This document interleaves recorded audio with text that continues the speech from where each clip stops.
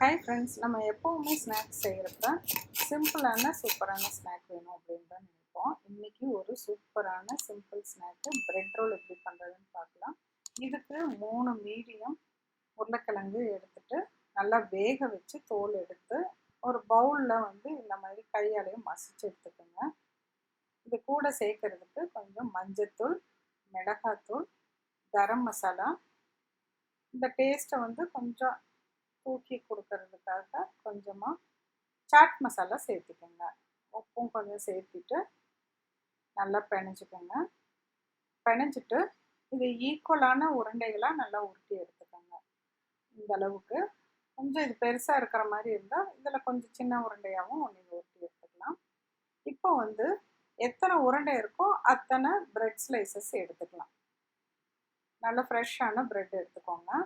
இப்போ இந்த bread slices எடுத்துட்டு ஃபஸ்ட்டு என்ன பண்ணோன்னா இந்த ஓரத்தை எல்லாம் கத்தியால் வெட்டி எடுத்துருங்க. கிச்சன் சிசர் இருந்துச்சுன்னா சிசர்லேயே கூட கட் பண்ணி எடுத்துக்கலாம். நல்லா இந்த மாதிரி ஓரத்தை கட் பண்ணி எடுத்துருங்க. அப்போ தான் அந்த உருண்டை பிடிக்கிறதுக்கு நம்மளுக்கு ஈஸியாக இருக்கும். பாருங்கள், இந்த ஓரத்தை கட் பண்ணி ரொம்ப வந்து மொத்தமாக கட் பண்ண வேண்டாம், கொஞ்சம் தின்னாக கட் பண்ணி எடுத்துருங்க. பாருங்கள், ப்ரெட்டு ஸ்லைசஸ் ரெடி ஆயிடுச்சு. ஒரு பவுலில் தண்ணி எடுத்துகிட்டு லைட்டாக இப்படி ரெண்டு பக்கமும் மூழ்கடிச்சு எடுத்துகிட்டு இப்போ உள்ளங்கையில் வச்சு கொஞ்சம் ப்ரெஸ் பண்ணுங்கள்.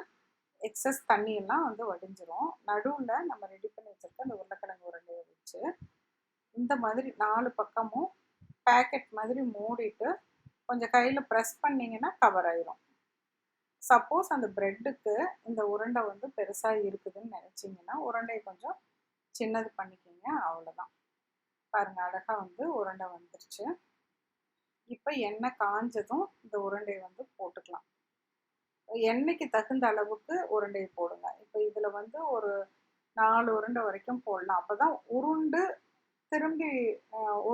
திருப்பி விட்டா நம்ம வந்து அந்த சைடும் நல்லா வந்து வேகிறதுக்கு சரியாக இருக்கும். இப்போ உள்ளெல்லாம் நம்மளுக்கு வெந்த உருளைக்கிழங்கு மசாலா தான் இருக்குது. அதனால வெளியே சுற்றியும் இந்த ப்ரெட்டு நல்லா கிறிஸ்பியாக மொறுன்னு வந்தால் போதும். பாருங்கள், உருட்டு திருப்பி விட்டுக்கிட்டே இருங்க. அப்போ தான் ஃபுல்லாக எல்லா பக்கமும் ஈவனாக வந்து வேகும். நல்லா வந்து கோல்டன் ப்ரௌன் கலரில் மாறிடுச்சு. நல்லா அந்த கலர் வந்ததுக்கப்புறம் நம்ம நிறுத்தி எடுத்துடலாம். சூடாக இருக்கிறப்ப நல்லா கிறிஸ்பியாக கொஞ்சம் நேரத்துக்கு நல்லா அப்படியே மொறுன்னு இருக்கிற மாதிரி இருக்கும். இதே கொஞ்சம் ஆறுச்சுன்னா கண்டிப்பாக எல்லாமே இந்த மாதிரி இருக்கிற பலகாரம் எல்லாமே கொஞ்சம் வதக்குன்னு போயிடும். ஆனாலுமே சூப்பராக டேஸ்ட் இருக்கும். நீங்கள் செஞ்சு பார்த்துட்டு சொல்லுங்கள். என்னோடய கெஸ்ட்டுக்கெல்லாமே இது ரொம்ப ஃபேவரெட்டு, ரொம்ப ரொம்ப பிடிக்கும்.